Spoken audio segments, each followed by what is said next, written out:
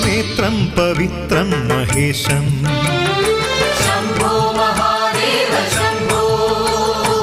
ഏഴകൾക്കാശ്രയം എന്നെന്നുമേകുന്നൊരേറ്റുമാനൂർ Mahadeva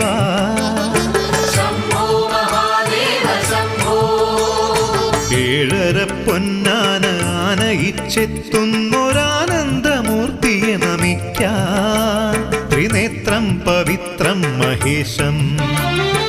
ഏഴകൾക്കാശ്രയം എന്നെന്നുമേകുന്നൊരേറ്റുമാനൂർ Mahadeva ത്രിനേത്രം Pavithram മഹേശം